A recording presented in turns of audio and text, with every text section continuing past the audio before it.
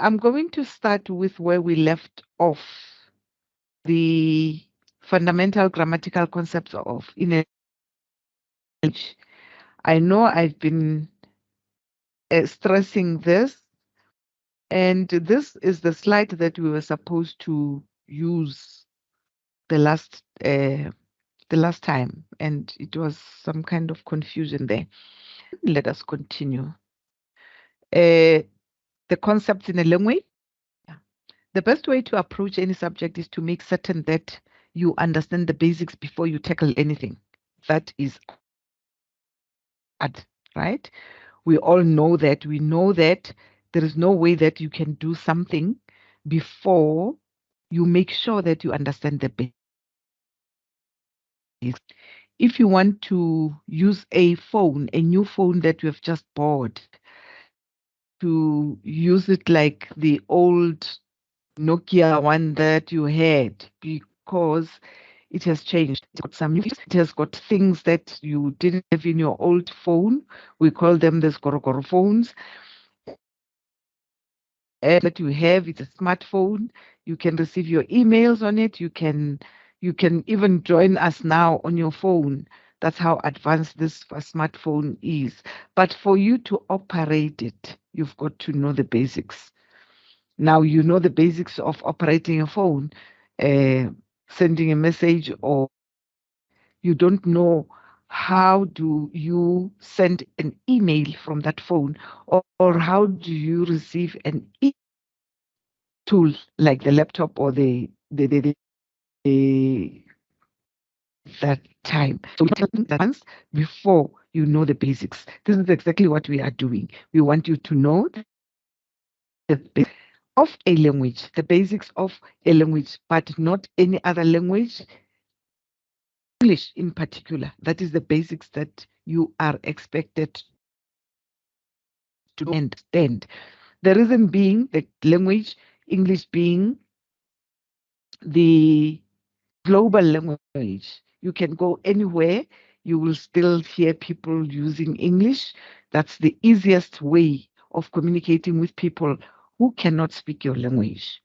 You should already understand the basics, but if there are areas that you are unsure about, hopefully this section should help you. I'm going to ask you again, is there anything that us to iron out or to clarify concerning language? Concerning language, it's not something that we tackled in this class, but it's language you feel that you want to be clearer or to understand some aspects that you are struggling with. And whilst you are still thinking that you want to ask, be aware that the examination is coming next month, and you'll be expected to write. You'll be expected to show that you understand what you have been doing. So all the best with that. Can I move to the next slide? Since you're all quiet, you don't have issues that you want to share with us, the issues that you want us to address. My next slide, it's basic knowledge that we also touched earlier, even if we didn't have sense, but we touched on the usage of verbs, nouns, pronouns, adjectives, adverbs, and grammar. You will surely pass the English exam. You all pass the English. That is why you are here. You have registered for this one, just to be clear and make sure that you can use verbs, use nouns, you can use pronouns, you can use adjectives, you can use adverbs and grammar. Can I quickly ask, please choose any of those terms there and give an example. If you choose verb, the noun, give me the example of a noun. Pronoun, same thing, just like that. Anyone who wants to try? A verb is a doing word. Yes. minutes. And Eating an or eat. example, An example is eating. eating, Yes. eating The or noun eat is is your yes. A noun is is your example. name of a You place. no no Oh. no, don't fly, don't us here. Some of us are still struggling to hear what you are saying. Oh, I Eat, think my network is use bad. that word eat. He- yeah, use the She word eat she in a sentence. okay. Use your verb She in a is sentence. okay, ma'am. She Hmm. is eating pizza. She is eating pizza. Now, Yes. Smangele gave me a sentence saying she is eating pizza. I heard that one. Then I continue to ask the question from Smangele to say, why do you say eating? Eat, eating. She is eating pizza. So my question was, I wanted her to clarify, just to check if she understands. You can continue, Smangele. Or is it correct to say she is eating pizza? Now I'm saying the eat, the verb is still there, but now it ends with an ng. Any attempt there? I think she's saying she's eating pizza because it's in a present tense. It's in present tense. Yes, it is present tense. When I say I eat bread, it is there. I eat bread. It's in the present tense. But now Smangele used ng. Are we together? Smangele used Yes, ng.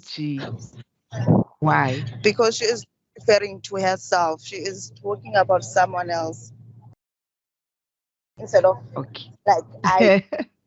I don't know, but yeah. Yes, you can say, I eat pizza. And then her sentence was, she is eating pizza. You are very right. It is now the third person she.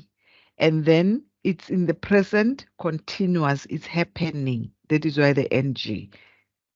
Two reasons. Are we clear, class? Two reasons why it was changed. Nouns. Anyone who knows what a noun is and an example, please. Jared says a noun is a name for something such as car, house, or book. What about the name Jared? What about the name Jared or Carol? Jared or Carol or David? Jared says that too is a noun. Why do you call it? Do we call it a noun? Any other? Why do we call it a noun? It is okay. Use any noun in a sentence. Let's see if you can use a pronoun or a noun or an adjective in a sentence. Oh, okay.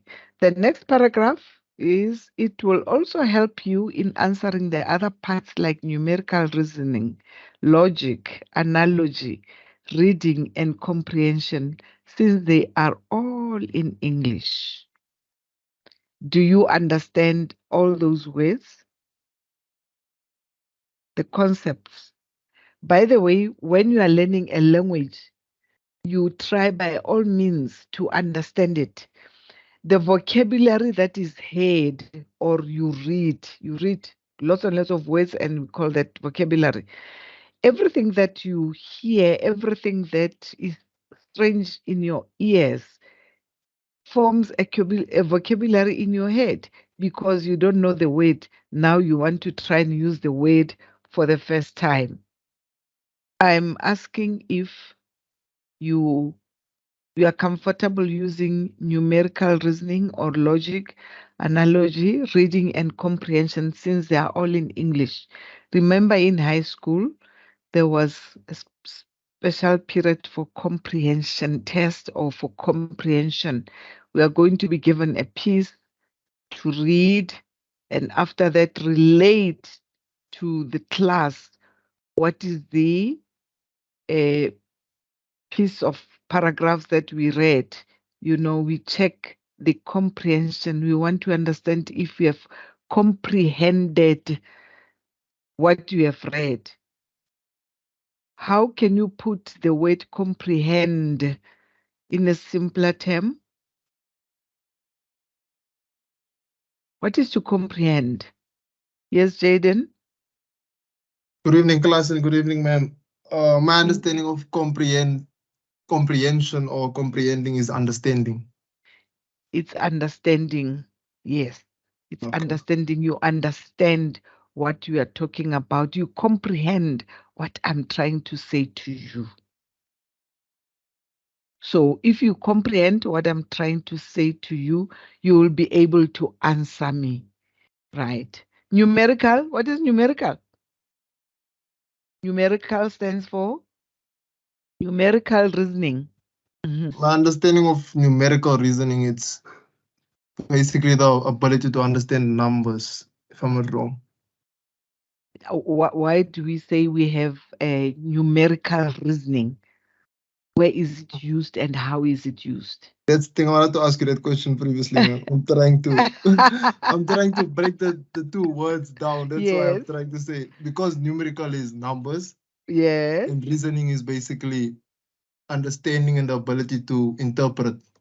So that's like it's like the interpretation of numbers. Interpretation of numbers, or you can think numerically. You know how everything that you do, you count. That is why we say, oh, this one is a numerical thinker. Whatever, you count even the slices of bread in a loaf. How much Yes. slices are some people know how many slices do we get in a loaf of bread. So I once heard somebody saying there are so many slices. I said, where do you get that? They count. That is a very good example of numerical thinking. This person thinks, everything needs to be counted, everything needs to be uh, to know how much you use, how much petrol did I use from here to there, and how much did I pay for it. If they give you 8 tablets at Discam for your medication, you can quickly calculate how much. If the medication is 30 rand and there are only 8 tablets, you quickly calculate 8 divided by 30, then you already know, okay, so 1 tablet is this much. There are people who are reasoning like that all the time. It's not Yes. something that is new. Now, have I clarified it? You were going to Yes, ask ma'am. me that. Yeah, Yes, it's yes. fine. That's numerical. Yeah, that's numerical thinking. Maybe some of you are like that. You are not aware that you are numerical reasoners or numerical thinkers. You just find yourself calculating each and everything. Some people will say a person like that is mathematically inclined because this person likes numbers, and that's what we call numerical thinking. And logic, what about logic? When we say put it in a logical sense, what does it mean? What is logic? The way you understand it, you have been hearing about it, you have been using it. What does it mean? Logic, say it. Isn't it reasoning? It's basically reasoning. Like that's my understanding of logic. It's reasoning. It's something that's so I've been using it way too much to even remember the definition. Logical. Logic. um, Logic is when you put your sentences, your thinking into perspective. It's logical, meaning you are not touching here and there and here and there, you're confusing issues. You put them in perspective, like uh, You write a paragraph to say, this morning when I woke up, I opened the windows. Then now we want to hear the next steps. That is logic. From there, you went to the bathroom to shower. From there, you went out. You put them into perspective in a logical sense. When you write a paragraph or you answer a question, you need to make sure that you understand that your paragraph, the sentences are in a logical sense. They are making sense. Unlike saying, I went to the movie, whilst you are waiting to hear what happened after you going to the movie, now you already say, hey, I saw an accident there. Where? Now you talk about an accident somewhere, of which we were still following your story that you went to a movie. We want to hear what happened or what type of movie did you go to? Did you enjoy it and so on? Now you already move. After that sentence, you already tell us about the accident. There are people who are thinking like that, who cannot, relate something straight, one thing at a time. There are people who cannot think that way. They jump from one issue to the other. These people are not logical. They can't make sense. You've got to listen very, very hard and strain yourself for you to make sense from a person who is not logical. It's very difficult to mark an essay like that is not having head or tail of what this person is saying. So you've got to be very, very, very careful not to be a person who is not logical. Same with analogy, same with reading and comprehension, because they are all English. If you talk about something, you've got to make logic out of it and follow. The sequences must be the same. You know, it must lead us from this sentence to this one, from this one to this one. It's leading us. Your story leads us to read more. If you hear about a burning building in Johannesburg, first of all, you see the titles there on the newspaper. People dying from a building burning or a burning building. Already that title makes you to say, yo, what was happening here? Let me go deeper. So when you continue the story, you'll see the logic that a building caught fire at night when people were sleeping, then the story will follow, the sequence will follow. It will be confusing if we see people die from a burning building in Johannesburg. Then when you want to read the first sentence after the title, then you just see there was a lion in Bert Street. Oh, okay. While you are looking at there was a lion at Bert Street, you still want to follow the headlines. You want to hear about the headlines. They attracted you. That you want logic out of the headlines. They attracted you. So you've got to go and look for its analogy. You've got to look of what is happening there. I hope we all understand what I'm trying to explain, how you should think before you even write. By the way, you cannot write before you think. And you cannot think if you don't have the vocabulary of the language. You can easily write in your mother's tongue or native language because you know you have the language inside you. So you cannot write if you don't have enough vocabulary. That is why I encourage the students to always, each and every word that is new, pick it up, look it up, and use it. That's the only way you will know that I've used this word, I understand it, I can use it even tomorrow or whenever I need it. Don't just ignore any word that you hear people talking about that. If you are listening on TV, you will see people talking, you hear people talking, then you ask yourself, what is this person saying? I said the other time, you cannot translate directly from English to any other language. The translation is not direct. The sentence, I eat pizza.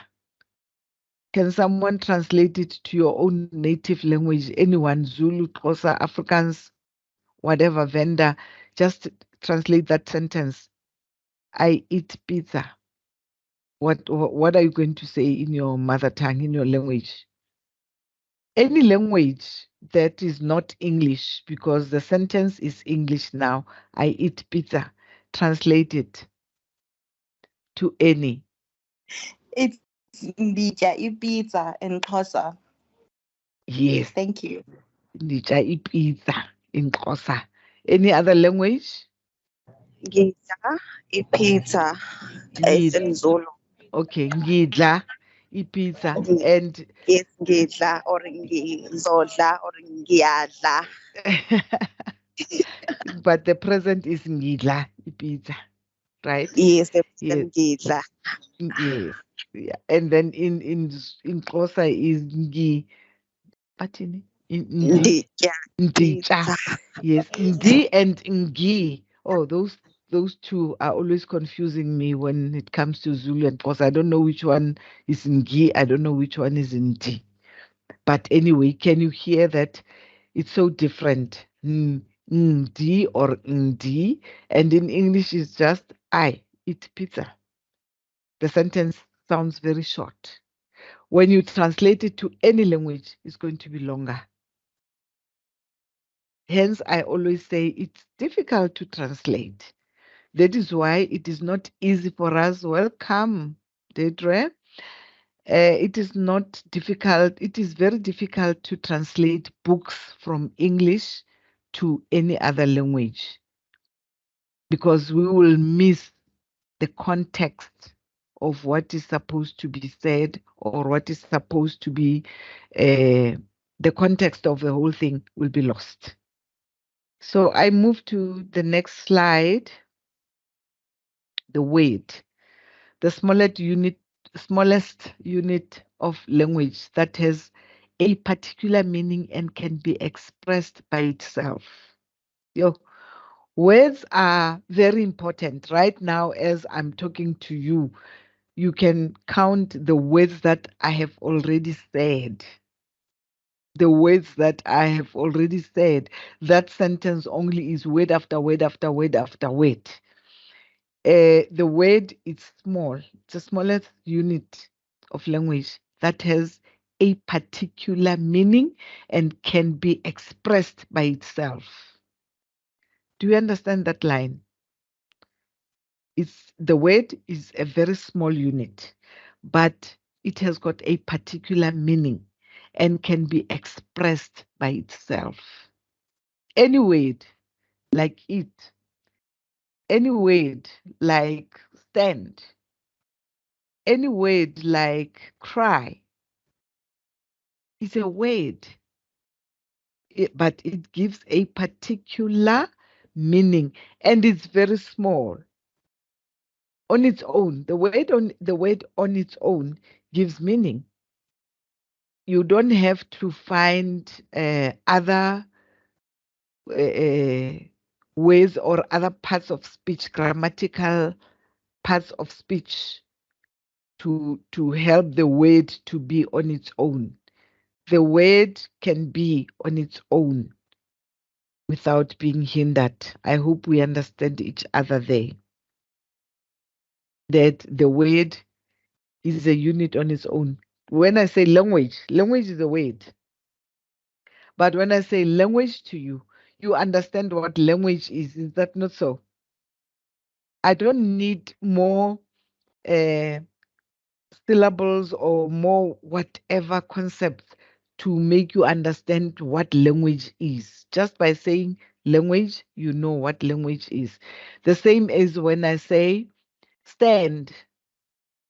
It's a word on its own, but it gives you an instruction to do what? To stand up. You're going to stand up because of the word stand on its own. You don't struggle to get all those things, but you are going to respond accordingly. If I say, please respond, I can leave the please out and say respond. You know what is it that you are supposed to do, because the meaning it can be expressed by itself. We give words and names to each and everything that we use in life. It's just like that. The language came up because of words. People created words. They gave words for everything. You know, during Adam and Eve, we see that they were given a garden, and it's Adam, as we are told, it's Adam who gave all these trees and fruit and what have you the names. But those names were not in English or in Sesotho or they were translated from somewhere, from the language that this man was talking, whether it was Greek or it was Hebrew, any other language, but it was translated until we have the names that we have today. For instance, if I say this is a guava tree, who told us that it's a guava tree? Yes, it's guava. When I say guava, already you relate, you see the fruit guava. Even if you don't know it, okay, let me take a simpler one. Guava is a fruit that is not very common, but banana is very common. When I say banana, we already know what type of fruit am I talking about. Or an orange, you already know what type of fruit am I talking about. So the word is used just like that. It's a word on its own, fruit. Fruit is a word. But now you continue to say, what type of fruit? Oh, a banana. Or, oh, okay, an orange. You now classify the word fruit. You take it from the word from fruit. You now give more names about what is falling under the word fruit. Same as trees. It's a word, a tree. It's a word, it expresses itself, and we all know what a tree is. When I say tree, you know without even thinking, what is a tree? But there are names under that tree. We've got peach trees, we've got guava trees, we've got avocado trees, we've got banana trees. There are many, many. So that is what I'm trying to explain about the smallest unit of a language, which is a word and can be expressed by itself. I've clarified that. Words are the units that make up a sentence. In high school, you should have learned about parts of speech, word categories. We touched on this also a lot, because you can't make up a sentence without words. You cannot. Now, when the sentence is there, we are taught to do what? To know which word stands for. I started with that. I started with verbs, nouns, give examples, and so on. Those are the words that make up sentences. But now, if you speak the language, you don't go about thinking, oh, what is my noun now? What is my pronoun? What can I use? It is spontaneous because you have learned the language. So it becomes as second language to you. It's spontaneous. You don't have to think how to use Eric came to school. You don't have, you just, oh, Eric came to school. Okay, you are telling me Eric came to school. So when you tell me Eric came to school, the question that I can ask, who's Eric? How are you related to Eric? If I don't know Eric, then I'm going to ask you, who is this Eric? How are you related to Eric? Then you explain. But I'm asking, who is Eric? Already I understand that Eric is a boy's name or a man's name. And I understand that it's a noun, a proper noun, Eric. So I just want to understand more about the sentence that you have said. I'm using more sentences now to ask you questions. Who is Eric? How are you related to Eric? Why are you worried that Eric came to school? So as soon as you explain to me that your relationship with Eric is this, maybe Eric is your brother, and you are shocked that he came to school. So you ask yourself, did you do something wrong, or is there anything wrong at home? Maybe they are coming to pick me up. Something, maybe my grandmother is not well or something.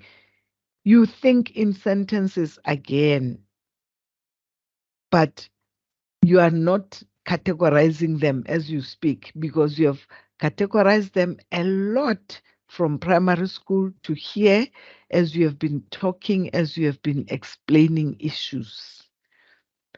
A grammatically complete series of words consisting of a subject and predicate, even if one or the other is implied, and typically beginning with a capital letter and ending with a full stop. Can someone explain to me what is happening here? A grammatically complete series of words consisting of a subject and predicate. Even if one or the other is implied and typically beginning with a capital letter and ending with a full stop. Can you explain? Someone? Can someone just explain it, please? Hmm?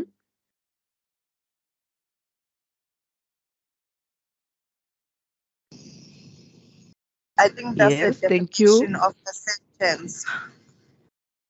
That's the definition of a sentence, correct? That's the definition of a sentence.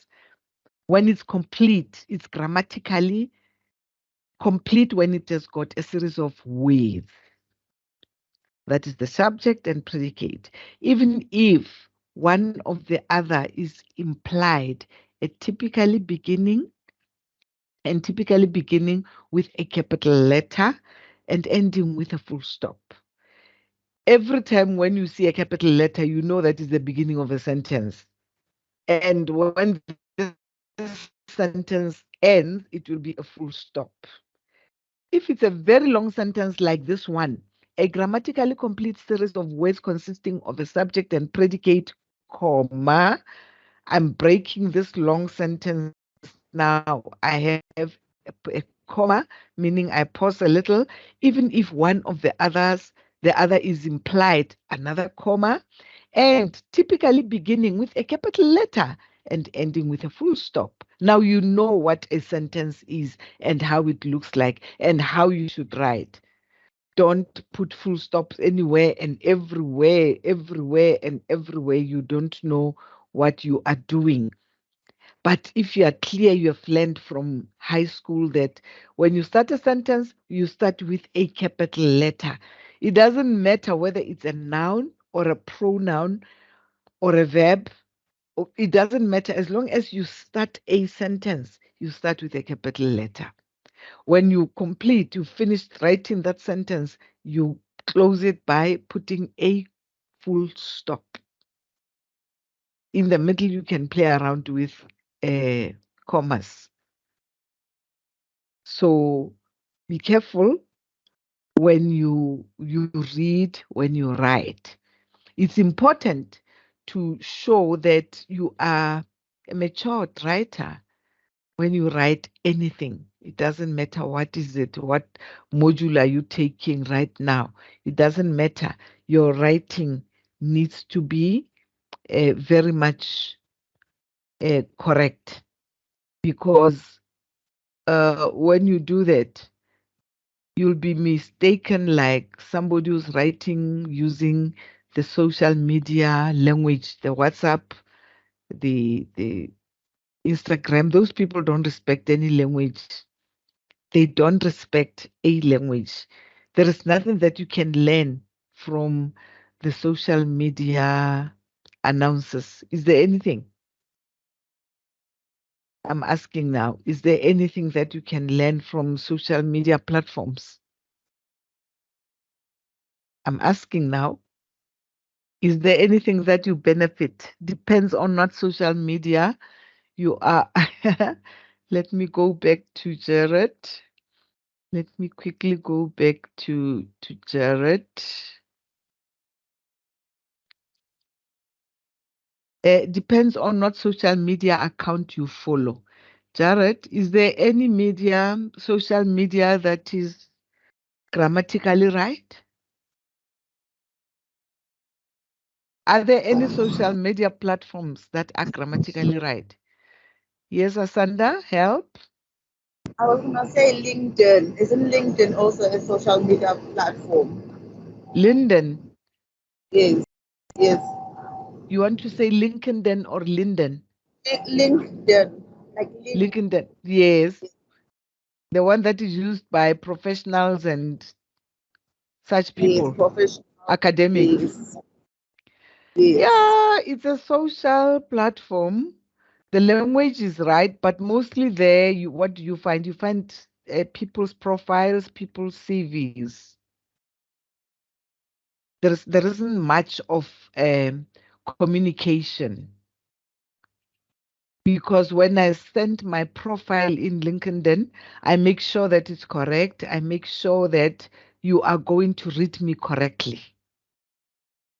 That's how it is used, right? Because I don't see any other platform being correct in any way.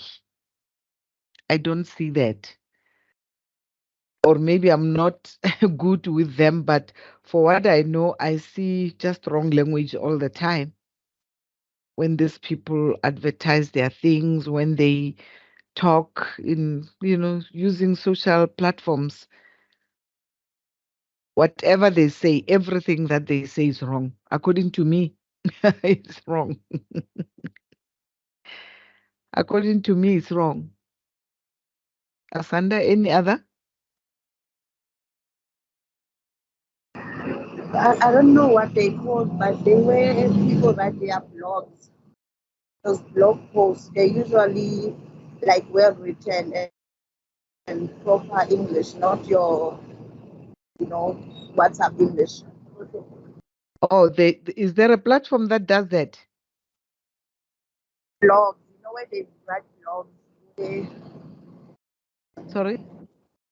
where they write blogs, like your fashion blogs, your food blog. Yes.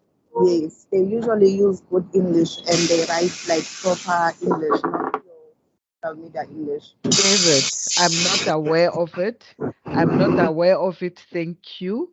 But I'm not aware of it because anything that is to be written in blogs, in newspapers, sure, I'm sorry to say it, class, I'm bad. I don't follow. I don't follow because I get irritated. Sometimes you're just irritated by the first line or the headlines. You find that they are just irritating you because they are talking language in the thing that they want you to read.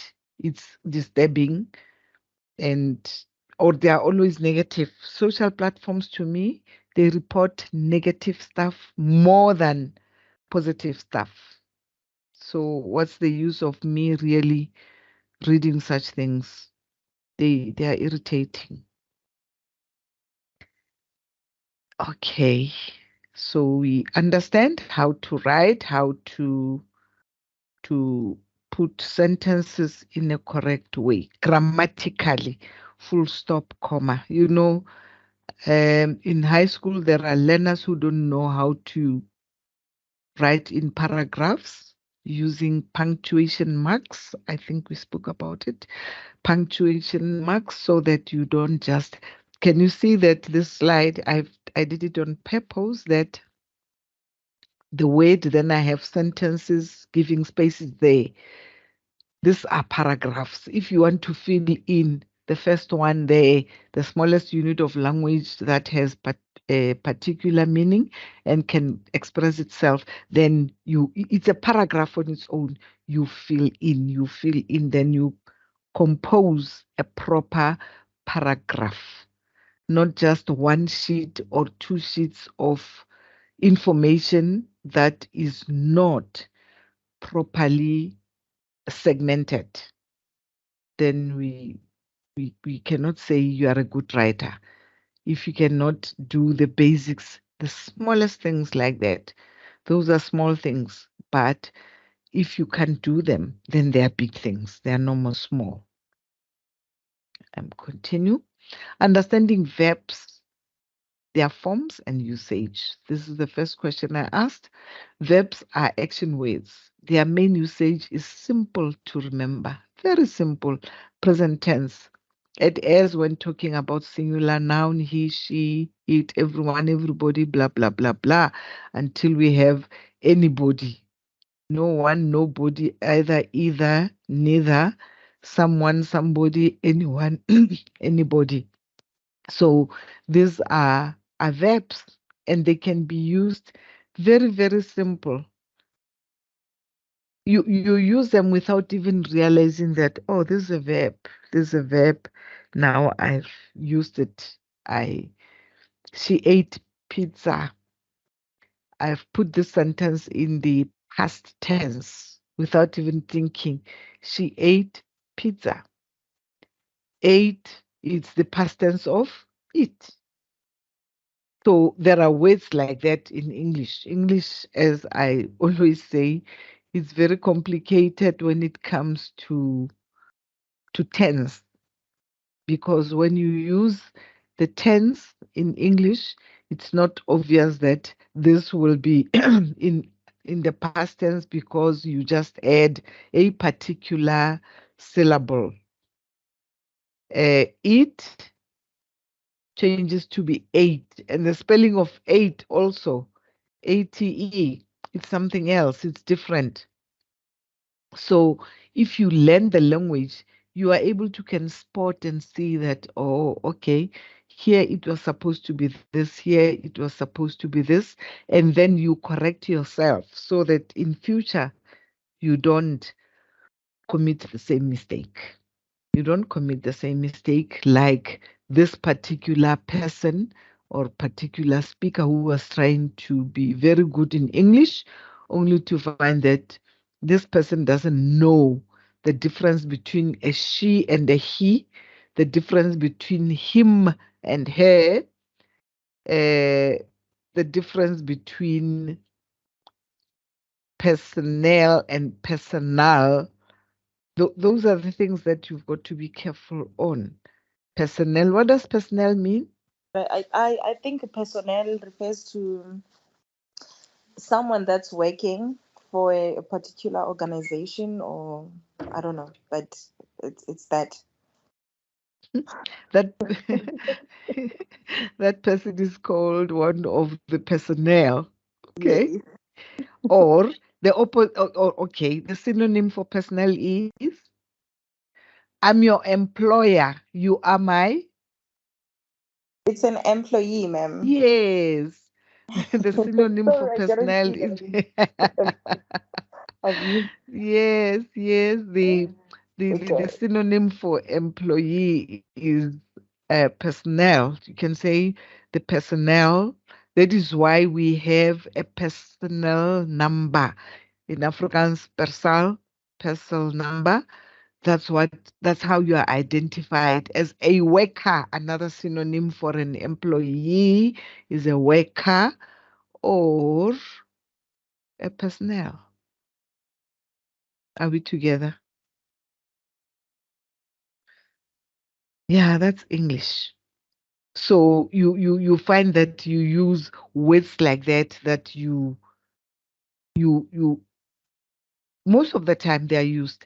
Any like institutions they use different languages. As some companies will say this is our personnel. So company will say employees. One will say our workers. One will say, hey, I don't want to use these words. I'm not going to say it. Let me move on. Thank you. You know, there are names that are used for people who are working in the gardens, for people who are working as domestic workers. They've got beautiful name, domestic worker, but some people will change that and use other names that we really don't like or they are not respectful. Like when you say, this person is my garden boy or my gardener, and this person has got a name, maybe his name is Paul. Instead of you using the name Paul, you just say, hey, gardener. Hmm. And same as the domestic worker in the house, instead of addressing this person by her name, you start say, she's my maid. Sure. Maid is from slave. You don't say that to people. I hope you are not going to say that to people. It's not healthy.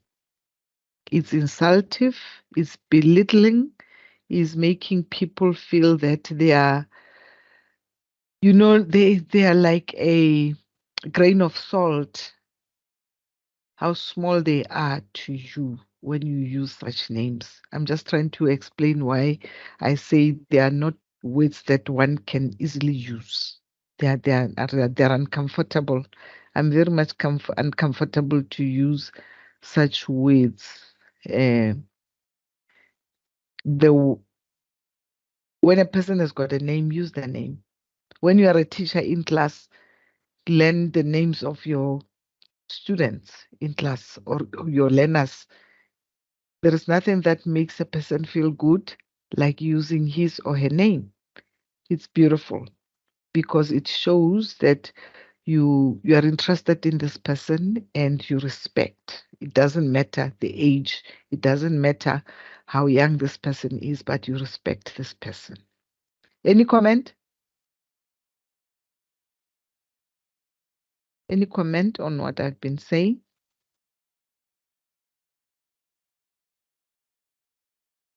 If there is none, let us move on. Okay. My next slide. Examples of present tense verbs. Taylor writes her original lyrics. Harry dreams of being a wizard. She wants to marry you.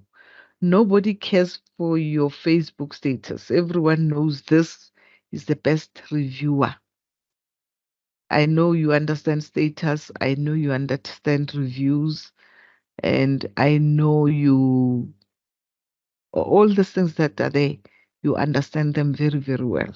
And I don't think you can have a question on that one. Can you see how the S is used on the verb? Can you see how the S is used on the verb? And they are all these verbs are all in singular form. Taylor, one person, Harry, one person, she, one person, nobody, one person, everyone, one person. All this in singular form. So I want you to understand that the S is used in singular form. If I want to say to you, change these sentences into past tense, what are you going to say? or how are you going to write them? You can write in the chats quickly. You can write in the chats.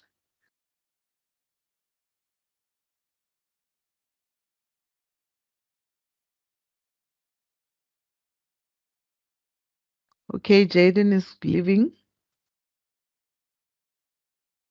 See you tomorrow, Jaden. Thank you for attending.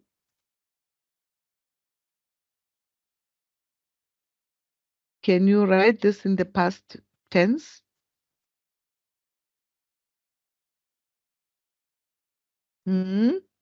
Class? Or say it. You don't have to. Taylor writes her original lyrics. Past tense? Taylor? Taylor wrote Yes. Complete her the sentence. original lyrics. Yes. The next one? Harry dreamt of being a wizard. Say it again. Harry Harry? dreamt Okay. of I didn't hear the last T. of being a wizard. Yes. She wanted to marry you. Yes. Nobody cared for your Facebook status. Uh-huh. Everyone knew this this was the best review. Good. Now, do you see that English is it's different, ne? When you change the sentences from present to past, the whole verb changes in spelling. Can you see that? It changes and it's like just like that. There is no way that you can say I do my work. Then you put the sentence in the past tense. What are you going to say? I do my work. Past tense?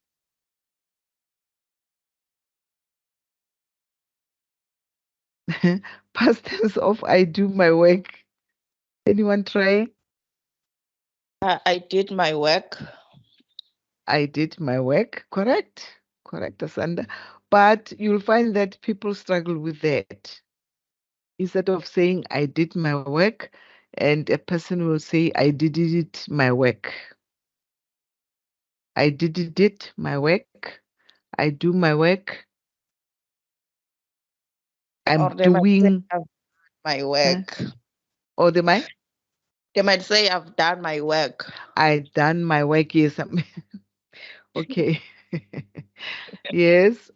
I done my work, and yeah, it's very it becomes complicated if you don't know the basics. But if you know the basics, this is nothing. It's just normal language that needs to be chopped and understood.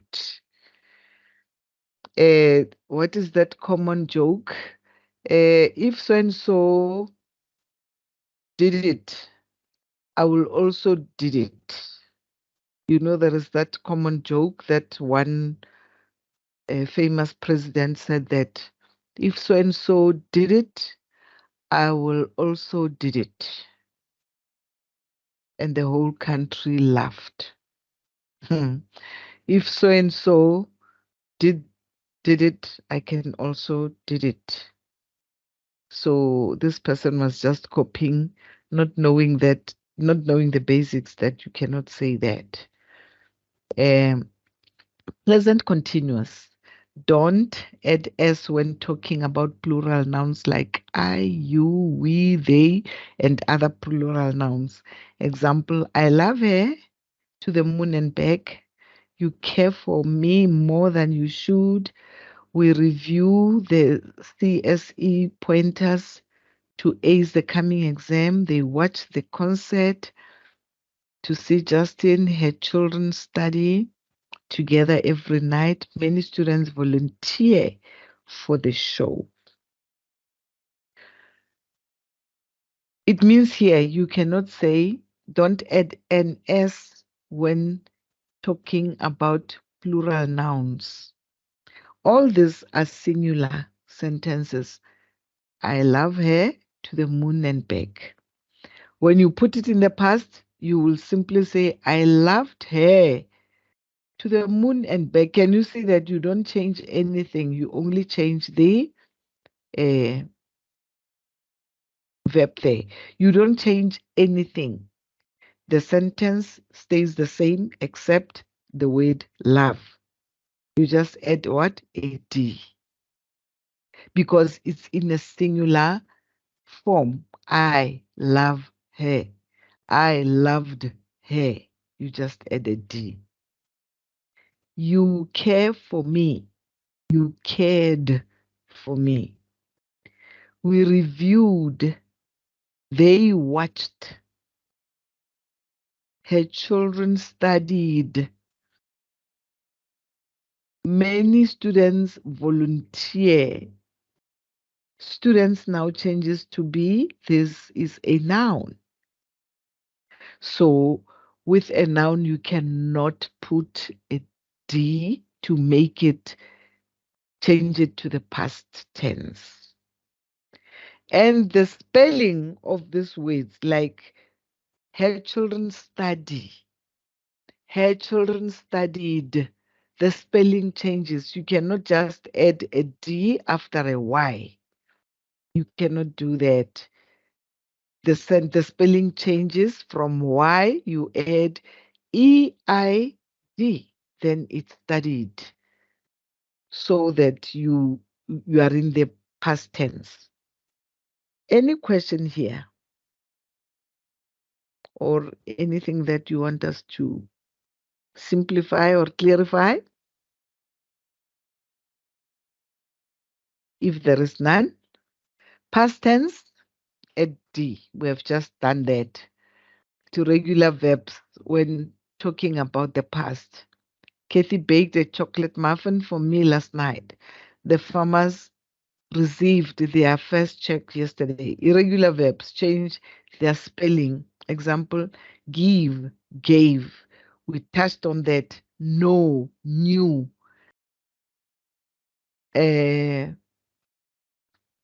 These are words that changes, and you cannot run away from it and say, no, I'm not going to use wrote. I'll keep on using, she writed the letter to me. And then we'll all raise our eyes to say, where is this one from? What is this person talking about?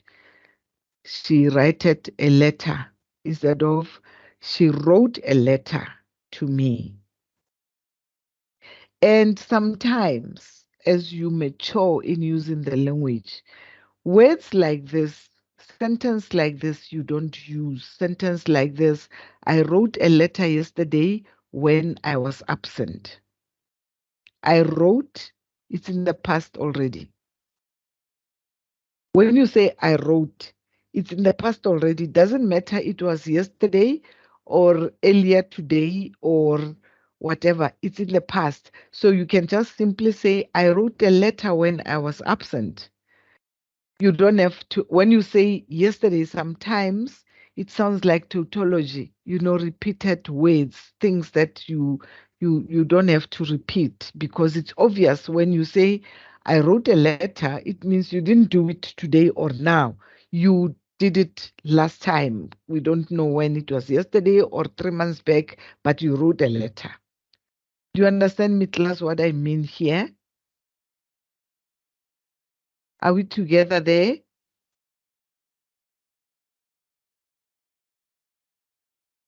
Thank you. If we all understand, I really appreciate it. We can move on. Now, let's move to the past participle. She has written the most romantic poem. Since she is a singular now, use has plus past participle form of verb.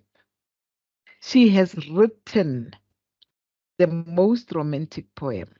Remember the first sentence that was given by Smangele saying, she is eating pizza. Then I asked why the NG. She is eating pizza. It's in the present. But when you take the same sentence, you change it to the past. You're going to say, she ate pizza, right? But now here, the pizza has been eaten already. You are going to say, she has eaten pizza, because it's the past participle.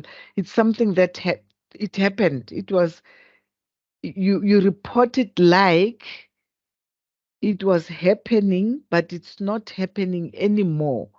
But at that time, it was happening. Just like this one, she has written the most romantic poem. She has written, because the sentence is in a singular form, same as she has eaten pizza. I don't know whether we are together there. If we are not, you will tell me so that we clarify. She has eaten pizza. It's in singular. And now the verb will get the has because it's in a singular form. Then when there are many, the plural is added. The she changes to they. And when you change it to they have written the funniest story. Since they is a plural noun, use have. Class, I want you to understand this has and have story. Because when some people talk, or when you listen to people who don't have the basics, they just learned English from other people's speeches and talking. They do such mistakes of not knowing where to use the have and the have. The has and the have. You must always remember that when you use a past participle, the has is always there for a singular, the have is always there for a plural. Okay? It differs just there. The has, you must just have it in your head if you didn't have it in metric, that have singular. Has singular, have plural. You match them like that, and then you make a little table that you can easily understand. And after you have mastered that has goes with singular, have goes with plural, you're no more going to struggle when you talk, or when you critique somebody's language, or when you mark somebody's article or somebody's essay. You'll find that it's very easy to use the has and the have. Just remember, have for plural, has for singular. You know when something is difficult, you can just have your own rhythm, just to have it in your head that, oh, has for singular, have for plural. You just sing it that way, then it's stuck in your mind. You'll never forget it until you go to the grave. It will just get stuck in your head. So when you write, you are always careful, because it will come to say, you are not using the right word there. Check, where have you put? You say, she have she have arrived late. Can you hear that sentence? She have arrived late, and somebody doesn't even know or hear himself or herself that he or she is saying something wrong. She have arrived late. I don't know why is she so late. The sentence is totally wrong. Same as when using two nouns. Nkele and Dibi. Nkele and DB arrived late. Now listen to this one. Nkele and DB have arrived late. You're still going to say have because it's in the there are two people. It's plural. It's more than one person. It's not singular. So you are going to say Nkele and DB have arrived late. That's how you use it, and it's correct. Simple as that. That is why you've got to learn the basics. The basics are the best in any language, but now we are dealing with English language where we find that we can, put our English very simple and we understand ourselves before we can take it out for other people to read, or you make other people to listen to you and you are busy saying things like all the audience arrived late. All the audience arrived late. That sentence is correct. All the audience arrived late. Audiences, is the word audiences correct? Is that English to say the audiences? Is that English?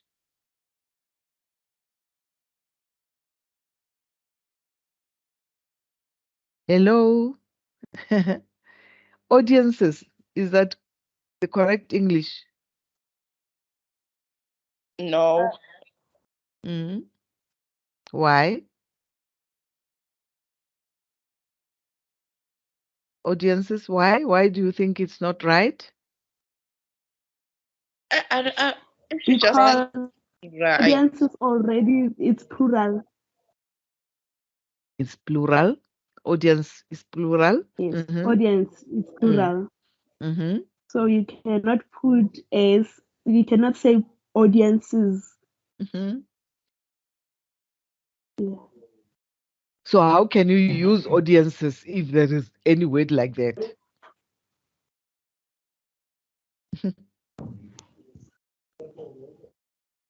Mm. Where can you use audiences, or how can you use audiences if there's a word like that?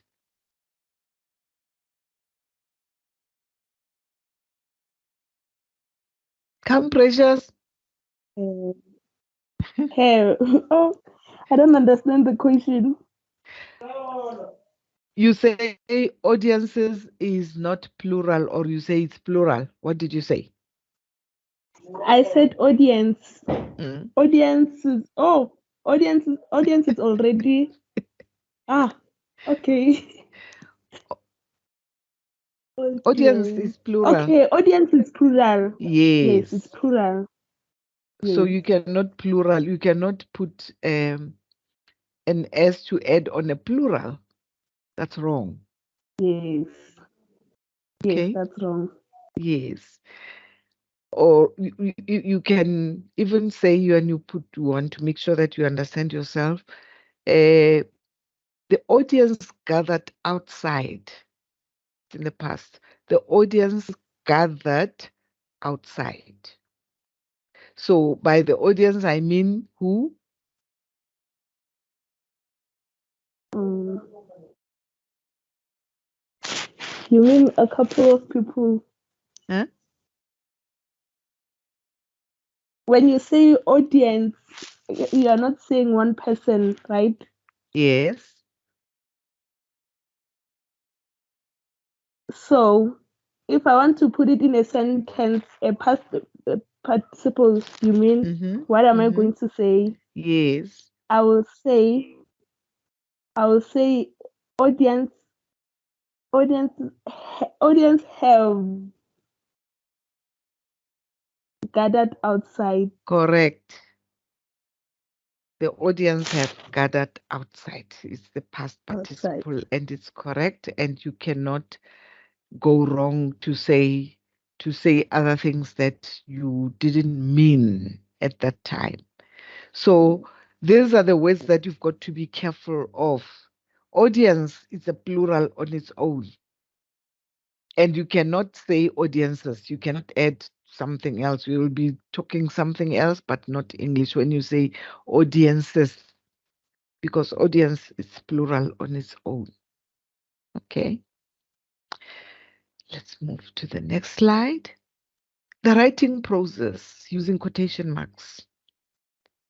When you are sharing someone's exact word, please, even now, when you write your essays, when you quote someone, please quotation marks. They are very important.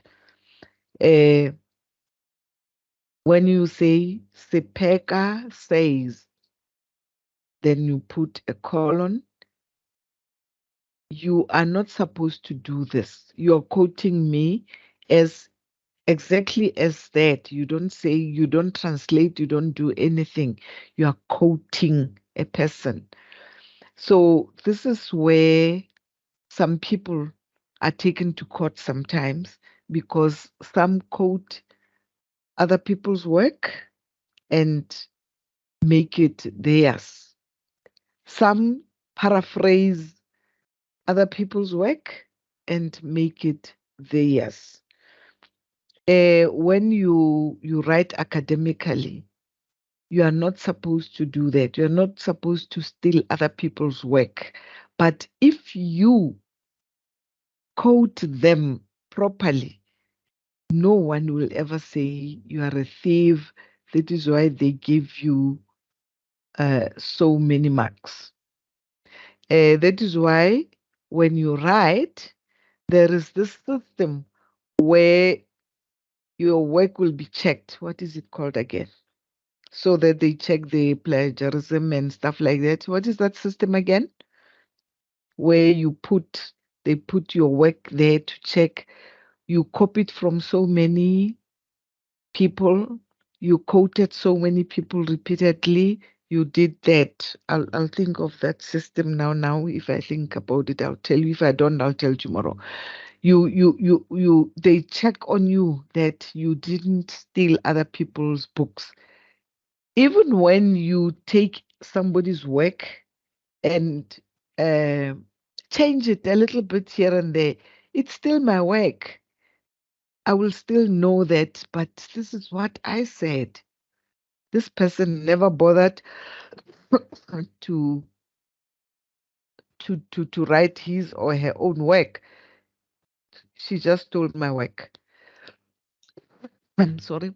That is why when you research, you write your research from honors, you are supposed to be original. You give your own work. You give your own thinking. You read other people's work because you want to check if there are people who are arguing like you. If you counter what they're saying, it's okay. That's what research is all about. You counter what they're saying, or you add on what has been said, what is there already. There's nothing wrong with that. You will quote them that I'm stating my point as this, then you state your point, then you continue to say, but according to Sepeka, she says that you use quotation marks. You're not stealing my work, you're just quoting me. Whether you agree or disagree with what I say, it doesn't matter. The point is you have quoted me and you criticize what I said or you add to what I say.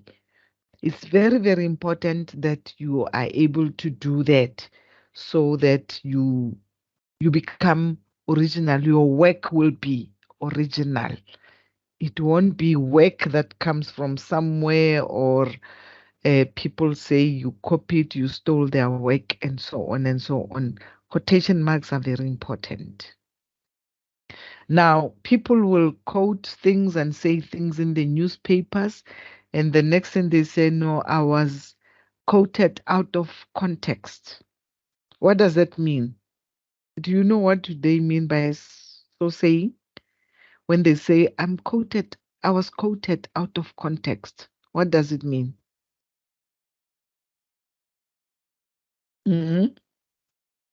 Anyone trying?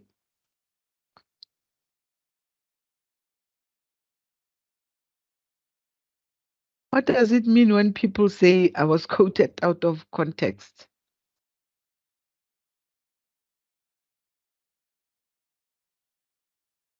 You don't know, or you don't want to try? You always read about this, that I was quoted out of context, but you never get to know what is the context. They just complain that I was quoted out of context. So what is the in context then? Anyone? Can I try, ma'am? Yes, please, supposedly. Yes. Maybe if something was not reported or said correctly, that was out of context. Give me an example. Give us an example. Okay, just a second. Yeah, think about anyone, think about a sentence or a paragraph or something that will say, this is the context. And when it's been said like this, it's out of my context.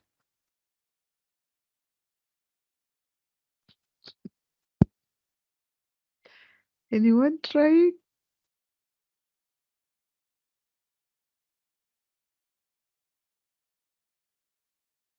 Oh, okay. Whilst you are thinking, Precious, are you trying? Are you trying, Precious? Yeah, I wanna try. Mm-hmm. No, Precious, say Maybe, no, maybe, Precious, don't say I wanna try. ma'am, Don't say wanna. Use the right English. I want to try, ma'am. That's better. That's right. So Try that. I'm trying to teach you the right English. maybe, Now you are throwing it back to me. Okay. maybe your Yes. name wasn't mentioned. They quoted your words, but your name was not mentioned. Okay. That was that's not out of context is something that you want to say, something that you are telling us that people in Hammanskraal are dying because of cholera, right? I'm telling the audience, people in Hammanskraal are dying of cholera because they are careless. My context there would be, maybe I'm addressing a group of people to try and say, carelessness to me was not to say they were careless, they didn't care about their lives. No. Carelessness in my context, that they are dying because of cholera, they are careless because they never wanted to boil water before they drink it. So they are careless. That's my context, right? And now you, as a reporter, you go out and say, Sepeka said people were careless, they didn't like themselves. You're quoting me out of context. My context was to say people didn't follow the rules that we gave them as I'm a nurse. I say they didn't follow the rules, they were careless because they didn't boil the water before they drank it. Now, when you quote me out of context, you're going to change my statement in a way to say, I say people are careless, they don't love themselves, they're dirty, they are this and this. Do you understand the out of context thing that I'm talking about?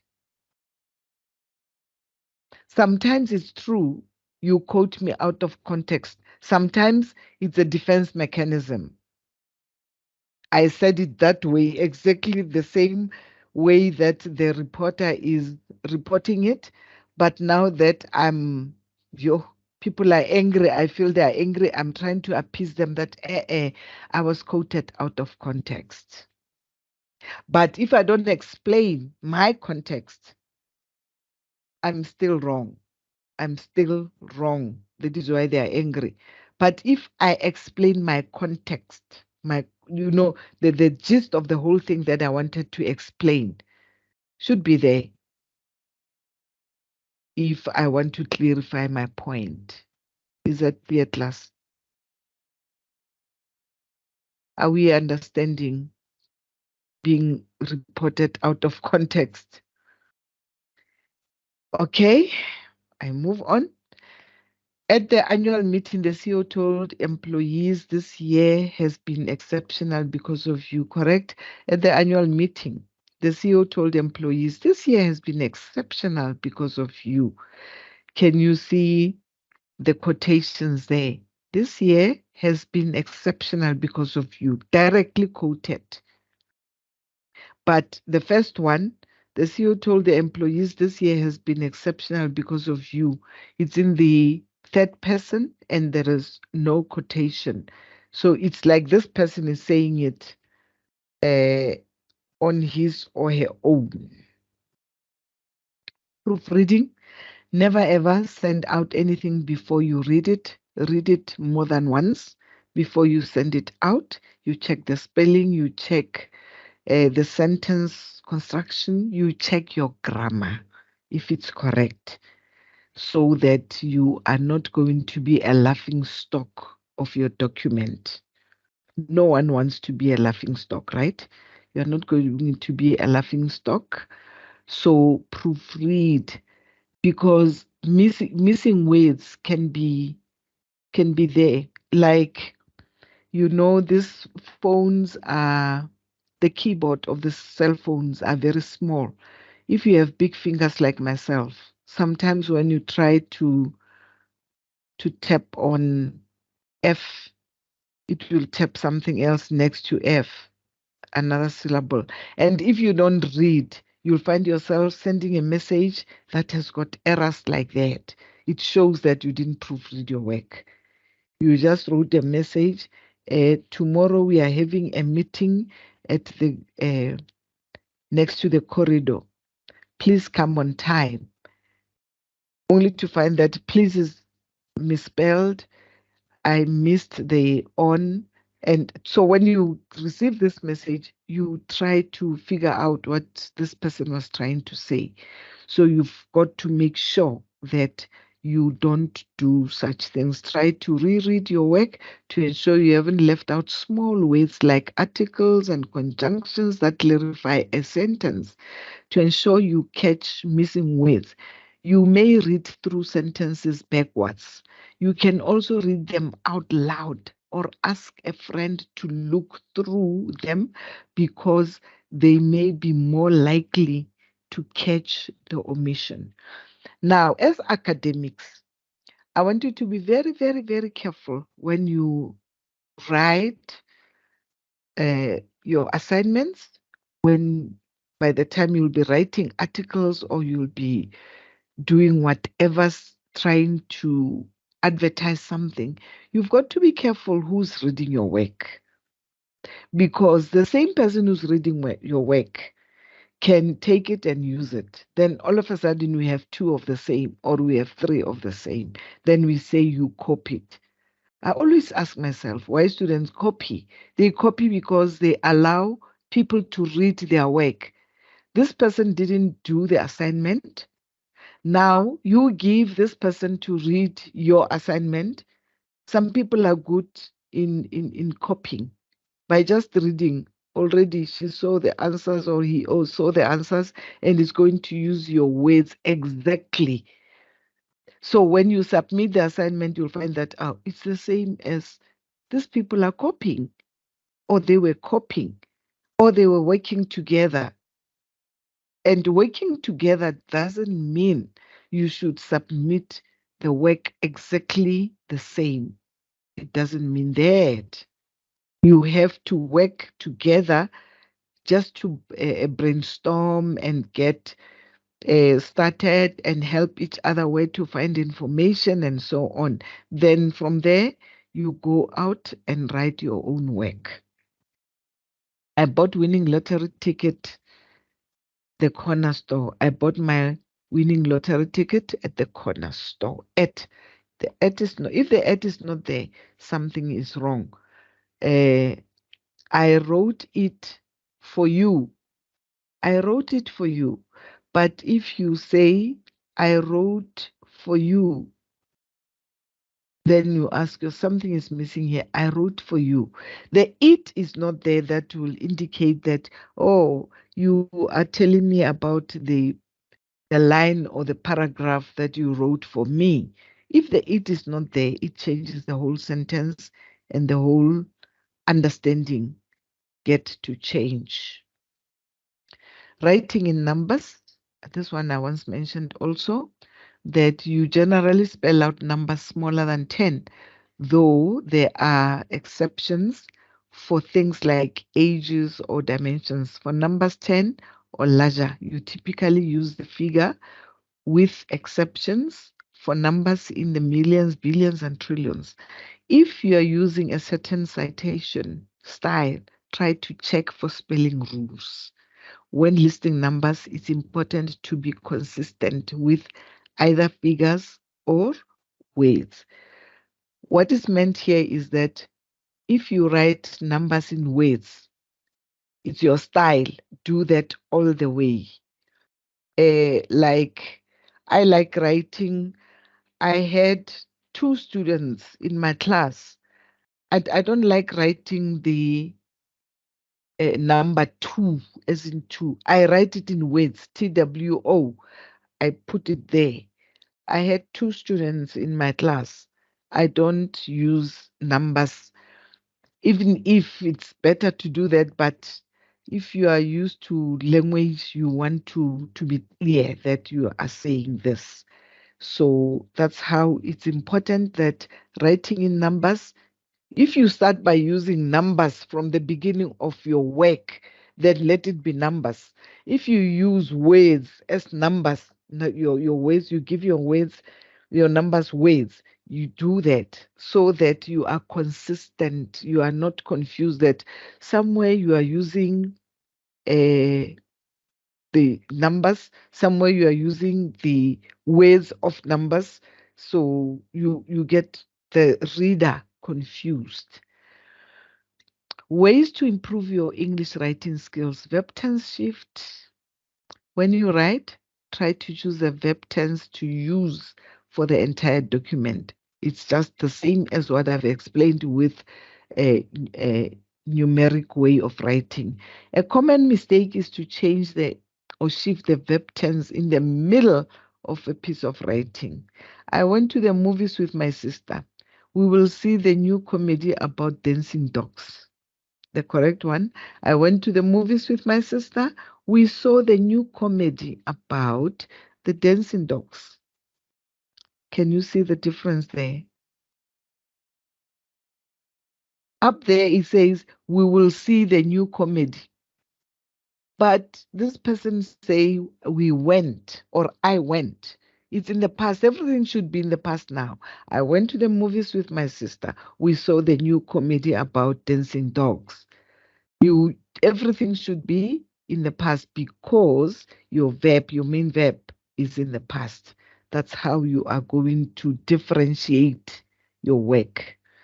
Then the run-on sentences, basic writing skills and how to improve and highlight them. Run-on sentences. You can avoid run-on sentences which often occur when a writer doesn't join independent clauses properly by separating multiple ideas into their own sentences or connecting independent clauses using a comma and a conjunction. I want to visit the zoo and I wanted to see the aquarium and I also wanted to visit the pet rescue center. I wanted to visit the zoo, see the aquarium and visit the pet rescuer. You cannot put a comma, always comma, comma and start a new sentence. Put a comma, start a new sentence, put a comma. I know some people write like that and it's very, very difficult to read or to make sense. Sometimes there is this thing that is called tautology. Do you know what tautology is? Tautology? Anyone try what is tautology?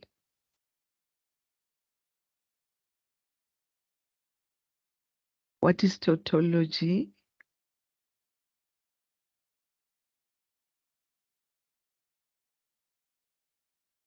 Oh, are you gone now? What is tautology? There was an example of a sentence there that I wrote it yesterday. Try. Let's hear.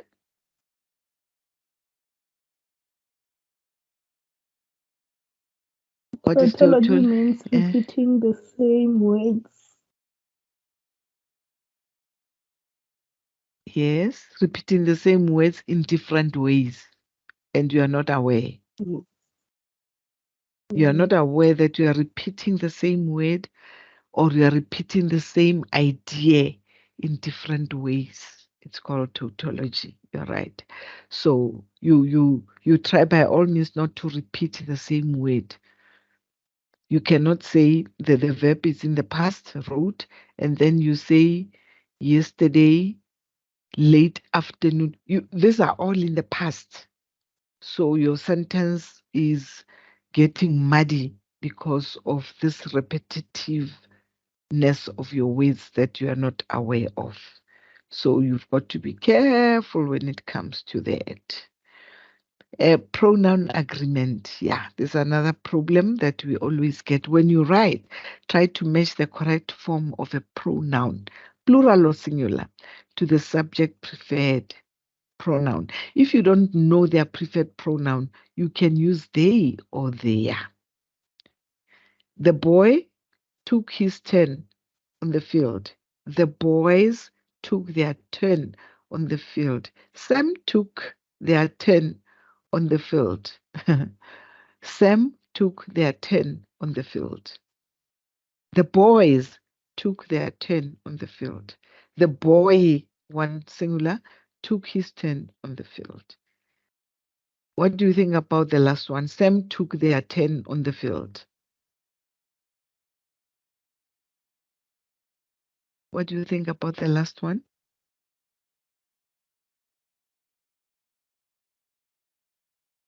Anyone trying? Anyone trying? Yes, Precious? The Precious? last sentence is wrong. It's incorrect Why? because Sam is singular, but they included their on the sentence. Yes. They included a plural pronoun. Sam is singular. It's a proper noun. Took, it's in the past. There is a pronoun, a plural pronoun. Singular and plural in the same sentence, not allowed. Okay, hyphens. You most often use hyphens to create one word, adjective from two words, or to combine figures. Right. Examples. Tom is a well-known manager. He sells lavender scented candles. 85 years old. His life changed. 85 years ago, I'm sorry, his life changed. The hyphens, they are joining words, but they are not conjunctions. Be clear on that one. They are joining words, but they are not conjunctions. Remember, conjunction is a joining word. But now a hyphen just make two words one. Two words, well known. It's well and known. You with this type of sentences, you can use the hyphen or you cannot use the hyphen. There was this fashionable thing. I'm sorry if you will feel offended when I say that it's a fashionable thing. There was a fashionable thing of people hyphenating their surnames and names, having keeping the maiden surname and now getting married and using the husband's surname. So they hyphenate their surnames.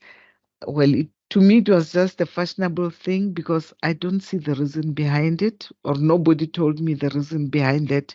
If you are one of those, askies for me to talk about it, but it's just it was a fashionable thing. I don't know whether it's still happening. I don't hear about it, or I don't care anymore. But it was a fashionable thing that when people get married, they keep their maiden surname and then they continue with their husband's surnames. The only thing I could think of that they were doing was to the politicians' wives. It was just to keep the fame from their husbands. Then they wanted to hyphen and yeah, like the late, may her soul rest in peace, Winnie Madikizela Mandela. That thing came late in life. She was always Winnie Mandela all the way until somewhere, I don't know where, Madikizela came in. She hyphenated because she wanted to keep her ex-husband's surname and her own surname. So the reasoning behind that, I don't know. Don't ask me that, please. I don't know. You'll think, what is the reason behind that? Adding an apostrophe. We all know an apostrophe. An apostrophe S is always used. It's a very common one. In some cases, you might use an apostrophe and an S to show ownership. The computer's processing speed, it's something else. But the computers are in the office that is in plural. The slides are on the computer. The slides, the T, the S is at the end there. But when I say I'm using my slides, can you see the my is possessive? But the slides, it's still not with an apostrophe. But the my gives you the impression that I possess the slides, right? I possess the slides, then I say my slides. But when I say these are the office slides, the office's slides, the apostrophe S is going to be there because they are not mine. They are the office's slides. That's how you use an apostrophe. I don't know whether I've clarified it well. My slides, they are in my position, they are mine, but I don't use an apostrophe. I just use a possessive word, my, or they are mine. It's a possessive word. But if I want to use it as somebody's, I'll just say they are the officers, they are the officers' slides, the officers apostrophe S. And the apostrophe, you can have the S at the end of the word officers apostrophe S or officers apostrophe at the end of the word officers, the S is there. Please check where you put your apostrophe if you want to stress a word or stress something on the plural or in your position, in your position of using an apostrophe S. I'm going to end there for today until tomorrow.